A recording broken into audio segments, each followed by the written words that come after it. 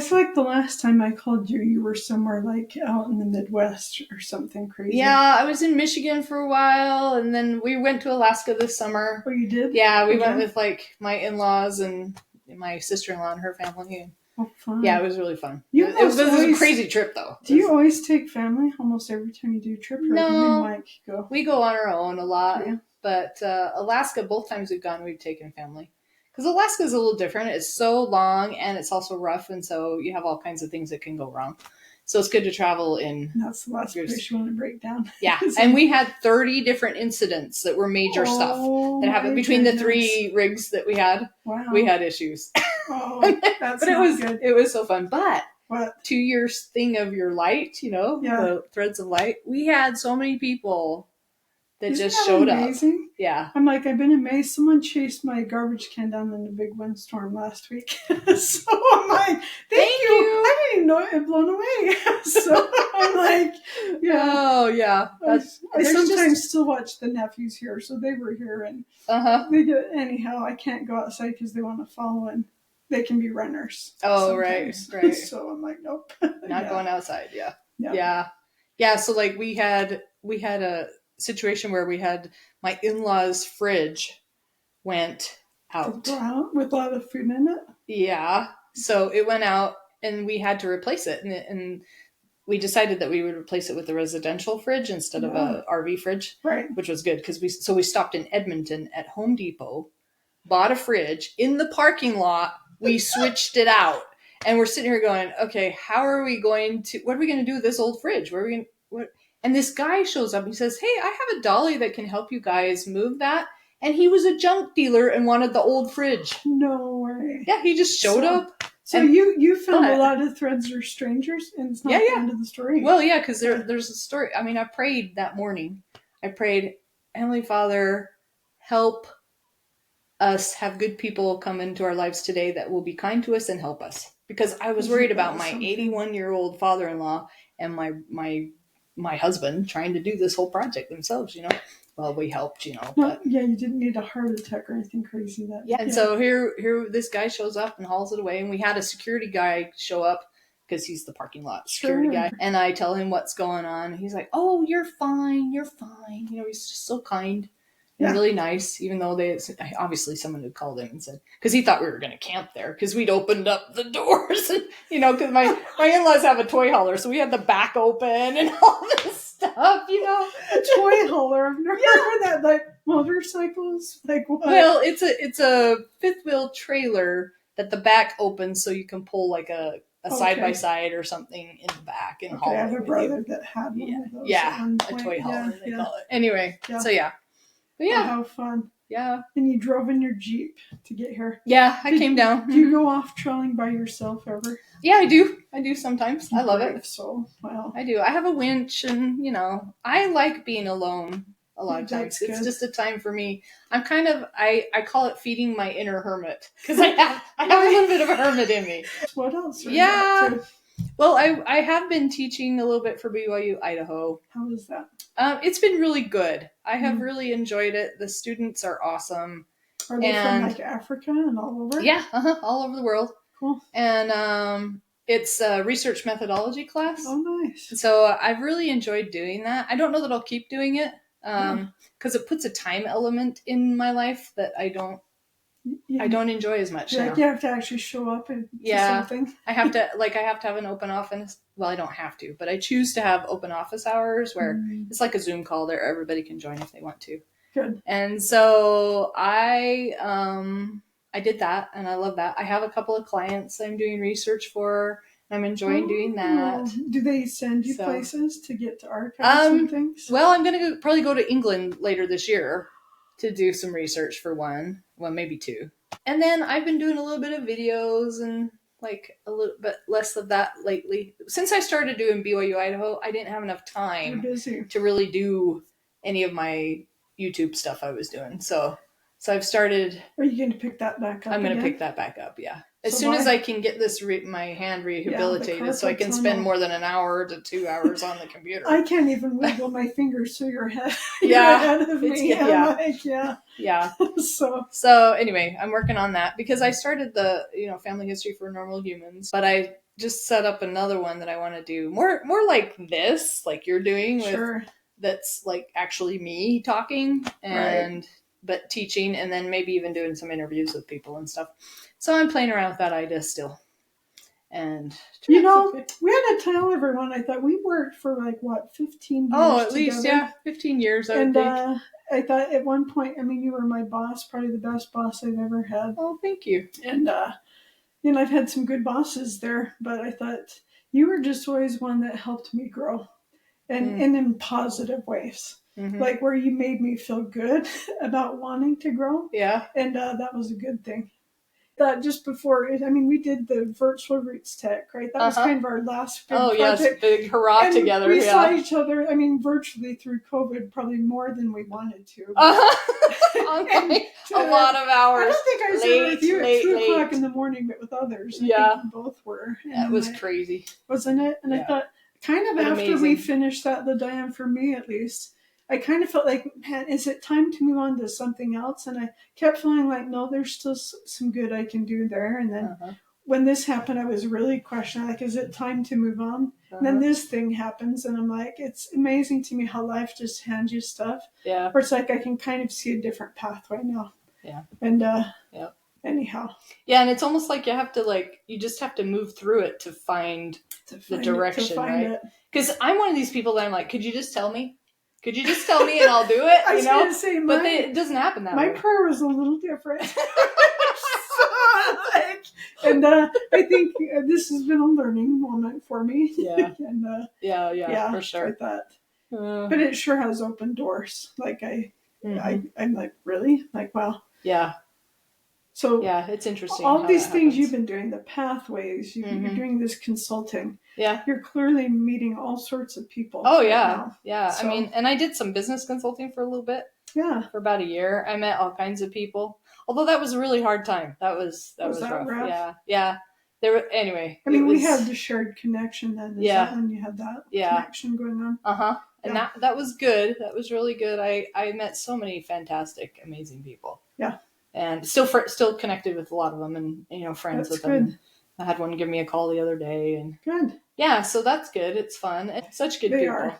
That's the thing I miss the most about not being there is the people. And the other thing I miss from working is that sort of spiritual aspect of being on the 50-yard line for the gathering. Right there, seeing what's going on and I miss that part too. Do you know? I'm a crier. Yeah, so. I do know you're a crier. And you get me crying. Because you're always a light. You project it. And during Roots Tech, if it weren't for you, that thing would not have happened. Because you have the skills to organize it and get it going, and amazing skills. And also during my dark times, you helped lift me. And I think that's why we're friends still. Yeah, I think because we appreciated each other, and I think we still do. Still do. I care. Yep. About what's going on in your life. Yeah, me too. So, and that's why I drove all down here to come see you. I feel like because I had to see you. I had a friend that told me this, and I'm sure it comes from somebody famous, but I don't know who. Sure. That people come into your life for a reason, for a season, or forever. And I think some people come into our life, the reason is our growth usually. Yeah. And sometimes they're challenging people. That's like that year that I told you I had a hard time. I had a challenging person, and I get along with people really well, usually. You do. Yeah. Anyways, but I grew through that, so that reason, a season, sometimes they're just in our life for a short time. And then sometimes they're in our life for a really long time. Yeah. And it's interesting because each one of them brings an aspect to our life that's different and a different form of light that you're talking about. Yeah. It's either growth or love say or that again. whatever. That was really good. So for a reason, for a season, or forever. Isn't that something? Yeah. And I've thought about that since I heard that. I can't remember who told it to me. I think it was one of these friends that I met RVing, I think. Huh. But I can't remember. Anyway, but when I heard that, it resonated with me, and I thought, I thought back through the people that have been in my life. Yeah. Like, yeah. Well, and I think about each of us are given such different things. Like one of the first things I remember about you is, here I'm the single woman, but I learned your story. Are you willing to share some of that to go? Yeah. I think we found some common ground, just like, not that we were the same, but yeah. What's your story a little bit here? Well, my story is, I got married, but we didn't ever have kids. And so, and through all sorts of, stuff around that, praying for it, desperately hoping for it. I mean, you wanted we did the treatments, all that sort of stuff. And the answer was no. That wasn't where. Because adoption, I know you talked about that. We thought about adoption. We thought about, even fostering, all those things we thought about. And that was not for us for some reason. And so. Well, look at what you both done. Like, you were a director at Family Search for the last many years while we were there together, and that would, right? I mean, you can do that as a married person. I mean, there's people that do it with kids. But for me, that kind of gave me purpose and mission, since I didn't have the kids to be raising. And, sure. I mean, I've got a lot of really awesome nieces and nephews that are amazing. I mean, and that's what I learned is we all have different. That you kind of helped me get through that funk. Like, oh yeah. I'm like, you still have people that matter in life, right? Yeah. So, well, and I think it comes down to. I mean, my favorite scripture is in Proverbs. Trust in the Lord with all thine heart, and lean not to thine own understanding. In all thy ways acknowledge him, and he shall direct thy path. And I love that scripture. The other one I love is, be still and know that I am God, because I need that. But anyway, I think that's when he gives me a seizure. That is what comes to my mind every time. Like, what do you need me to...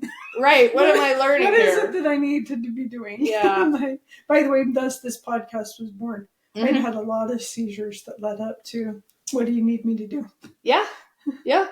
It's weird how it happens just through that. And if you trust him and you acknowledge him in that process, then he will guide you. And I think that experience of not having children, among others in my life, has been one of the ones, because I trusted, and it doesn't upset me. I don't get upset that I don't have kids, where a lot of people do, because I accepted it and I trusted the Lord knows what's best for me. Being single. Yeah. I thought the same thing. Like, we just had different paths we had to follow. Right. And lean on his understanding and not our own. And that's why I think trusted in the end. I jumped with you so fast that just says, she gets it. And like, that's someone I can look up to and I can learn from. Oh, thanks. So, well, just in my circumstance, just to say, you can apply what she learned. Like, right? Yeah. And I thought, yeah. And I know a lot of other people that struggle with the same thing that my husband and I struggled with. Right. And they're a mess. I mean, they just have not accepted it. And I think that's part of being able to, I mean, I'm not saying I'm any great person or anything, but it's part of being able to give your will over to God and trust him. And I don't do that with everything, because a lot of times I'm like, well, I want it my way, Yeah. But I think that when you can do that, things always turn out better. It's when you don't trust him that things are I get bad. Seizures nowadays. I'm like, okay. Yeah, but somehow he had to humble me a little more than you. No, we just have different kinds of humbling, Candace, because everyone does. Yeah. But everyone has a story, right? Yeah. Oh, yeah. So, and that's the thing. I mean, when you start to trust in the Lord and then realize that really what life is about is love.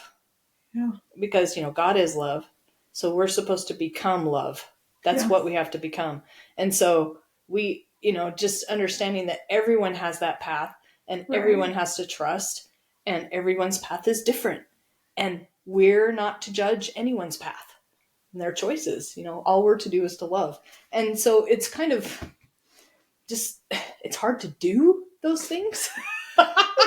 It's been fun as I've talked with people to hear how they work through that. I'm like, so how do you work through that? How do I work through that? Oh man, I fail so many times when, and I think, oh, you should have trusted, or oh, you didn't love when you should have, you know, right. and things like that, or where I judge someone or whatever. Because when I was young, I was so stinking judgmental. I was really, really, really bad. I mean, and I have so many regrets, you know, around that.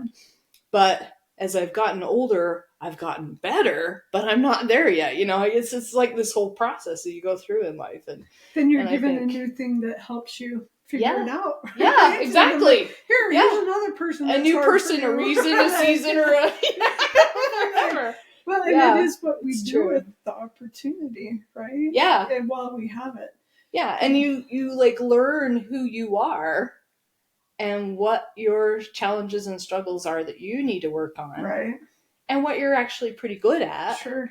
And how you can bless others. And, you know, it's this whole process of coming to truly know ourselves. Yeah. Which we don't like to know ourselves sometimes. We want to ignore it. It's frightening. Yeah, what we really are. Well, and just depending on what we've all been through, right? Yeah. That can be scarier and for yet, some. It's amazing too, because we're all children of God. Yeah. You know? And we're meant to be one another's threads, right? Yeah. Yeah. I can pull on you, you can pull on me. Yeah. And if we stay connected up there and here, that's the magic. That is the magic sauce. And that's the thing that I think, you know, I've been thinking a lot because, you know, our background with family history, being in family history, about that scripture that says, they without us cannot be made perfect, and we without them. And, you know, I've been thinking about, okay, so what is it about connections between us, between people, between family, friends, you know, the people that we meet, both are the connections. Dead and are living. Yes. And what is it about that helps to help us all rise? Does that make sense? It totally does. And by the way, it made no sense to my paramedics, because I don't know if you know, I have a little nephew buried in the cemetery here now. Oh, I did not know. He lived for an hour. Aww. And when I was on a ladder when I had my seizure. And the paramedics would not believe me. I said, all I know is I felt like I had floated down, and I felt like angels had attended me that night. They would not believe me when I said I was on that ladder 6 feet in the air when it happened, and I got misdiagnosed because of it. Like, they didn't do some things they should have, because they just weren't believing me. Yeah. But I'm like, but it's real. Wow. Yeah. And I know you've got your brother. Yeah, I have my brother. Same thing that happened to me. Should I tell that one? Sure. I mean, if you want it to go public, that's up to you. If you feel like I think I'll hold that. I was going to say But I had a brother who passed away that I felt like saved my life too. Yeah. So he absolutely. Yeah. So I totally believe that not only are people here with us active in our lives, but those who've gone before us are as well. I think we've probably both felt that just because of the nature of what we've gotten to do with people. Yeah, right? So our threads of light go beyond the people we can see right now. Yeah, yeah. I think most people I've talked with actually have some kind of a belief in that. They've felt it. Yeah. So. Yeah, I mean, it's pretty. If you are in that space of like, I have a good friend that I met in the RV world. She's an extremely spiritual person. Yeah. Actually, two good friends. They're very spiritual people, and they feel those things, and they believe in a different approach than I do. Yeah. But they still are connected to that their spiritual, you know, being. Right. And I think that that is universal. Because of who we are, you know, and who we really are. And so I think that I love that you started this with the Threads of Light, because... Well, I hope it's made you think about your own. Yeah. Oh, yeah. I mean, I think about all the people that have come through, and you know, talking about work, I had a boss. He took me by the hand and he mentored me. And that's why I became a director. And I love him. Always will. Yeah. So there's people like that. And then there's family members, of course, that are your threads. And then there are people that come into your life that challenge you. And you've had some of those, I know, because we've talked about them. Yeah. You know, that are the ones that make you grow in sort of painful ways. Yeah. But you need to grow. And actually, the boss I was talking about, I grew in super painful ways, because he put me in painful situations that were difficult, because then I had to grow, you know? Right. And I wasn't having fun during those times. Yeah, it was hard. It was hard, and I cried a lot, and, you know, I would come home to my husband like, I can't do it anymore, you know, stuff like that. Yeah. But I grew. I think that's when I first met was I got to do projects with you because it was him. He put us on that same assignment together. So and see, once I met you, Candace, I always wanted to work with you. Yeah, so when I had a team, I wanted you to be on the team, or I wanted to work with you on projects, or however. I just always wanted to work with you. I always felt the same. There's different styles, aren't there? Sometimes some people let you kind of figure it out. There's others that will guide us, right? Yes. And maybe nurture us a little bit more. Yep. And I think we need both. And that's what I loved about him is he gave me that hard job that stretched me. Right. But he was always there to counsel with me as I was making decisions and doing stuff. And so it's kind of, that was to me like the best mentoring. And so I tried to be that for other people. You know, I tried to always be, because my thought was that when you're leading a team, you first of all, you assemble your team for diversity of thought. Yes. And strengths and weaknesses, right? So you've got a solid team that can challenge each other, think through stuff, you know, try and have that. And then also to, I mean, it needs to gel as a team, right? You know, so you gotta have people that can get along and not be fighting with each other all the time, but they can argue with each other and still be respectful, you know, because I think that's important. And then also I think, when I put together a group of people, my goal was to make them or help them grow to the point where they could do what I was doing or do whatever they wanted to do, you know?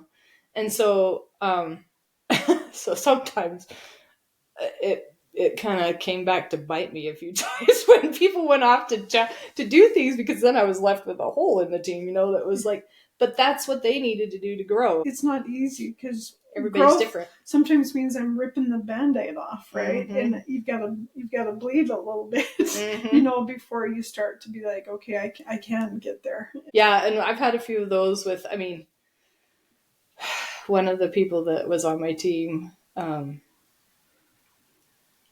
we had a really rough time for a while. Right. Nobody knew it except us, you know. We were having a rough time because there was things that I knew confidentially that I couldn't share, and this person was, you know, having some struggle. Anyway, there was all this stuff, and for a time there was the Band-Aid being ripped off in that relationship, you know, because of different things that were going on, and trying to do what I thought would help that person have a good situation, you know, going forward. And yet they were like, "Why are you doing that?" You know. Well, when you left, because I knew things they didn't. Sometimes we get it wrong, right? I had to be corrected a few times with my family. You know, just that's really not yours to figure out. Yeah. And I'm like, oh, you're right. Yeah. Sorry to my family to watch this. No, I mean that you need people in your life that can be like completely honest with you about you. Just where they can point out where I'm blind about myself. I remember a time, it was during Roots Tech, and we were all so stressed, and we were exhausted. And there was something, I can't even remember what I did, but I did something to you, and you said, "That's not okay." But I appreciated that so much, that you told me that it was not okay what I was doing, instead of just letting it go and being annoyed about it. Sure. I loved that. That was so great. There were some where I still feel bad, just like I wish I could do a do-over. Oh, me too. And like, you know, I'm sorry that I made you feel that way. And because you're right, it is about people. I have regrets of the way I behaved. Yeah. And then I have regrets about the way I handled just different situations. Or I have regrets about... and there's even some people that I offended, and I have no idea how. Because they've never told you. And, you know, I've decided sometimes the thought will come to me like, oh, you did this. Yeah. And I'll figure it out. But quite often, I'm not that smart. To be honest, we're not going to be a light to everybody. No, I think we're hardwired to be specific to the people who need us. I think you're right. And vice versa. And I think quite often, like you said, they'll meet you in the parking lot, right? Or whatever it may be. Yeah. Like where that's just the very thing you needed that day. And that's kind of been my prayer through all this is, so who needs me today? Yeah. And let me find the energy to do it. That's a great and not prayer. Have a seizure. That's a great prayer. So who needs me today, and what do I need to be doing today? That triggered a thought, and then it went as my one friend that I met, that I was telling you, a spiritual person, and with RV, she has a belief, and she's read a book about it, but she has a belief that we actually, ahead of coming here to Earth, that we had a conversation with these people that come into our lives. We actually contracted with each other to be those people in each other's lives. And there was a little bit of that resonates with me as truth. You tell me, you're getting all patched up now from your surgery and stuff. Yeah. And then are you headed out on the road again? We are and aren't. So what's next for you? We actually are in the process of purchasing some property. But we felt like it was time to get a place. So I don't know why, but it feels like the right time. So we did. To settle in for just, I mean, the one beauty about that is you start to get to know the people in that place. Mm-hmm. And you start to create relationships. That's harder. I mean, you've found it sounds like, as you've gone to RV. Yeah, parks, we have met way more people RVing than ever when we lived in a sticks and bricks where, you don't oh my gosh, no one opens their door. I know. That's the problem in today's world. Even here, it's taken me a while. I've been here for like just over a year now, where I live now. And I'm like, it's taken a minute to finally be like, I think I've met most of my neighbors, but there's still some. People just don't go outside. I can't, they just don't. Or we don't answer the door. The neighborhoods where we used to sit out on the porch in the evening and talk to everybody. Well, that's how I've gotten to know people. I walk around the neighborhood. Yeah. And so I'm like, oh, who are you? Yeah. Yeah, so I had a seizure in your front yard. Can you give me a ride home? I met some really great people that way. I'm like, you're an amazing woman, Candace. I just love you. So you're going to get your other wrist done. Yeah. And then you'll be done, and then you're going to build a house. Yes, we are. That's pretty darn exciting. Well, it'll be an adventure. Good luck with that adventure. More adventures. And you'll have to, if you make it to England, I'd love to hear about it. Yeah, I'm so glad that you came down today. And I think the world of you, and I hope this has just been a delight. And this is our mutual admiration society. This is. Because I love you.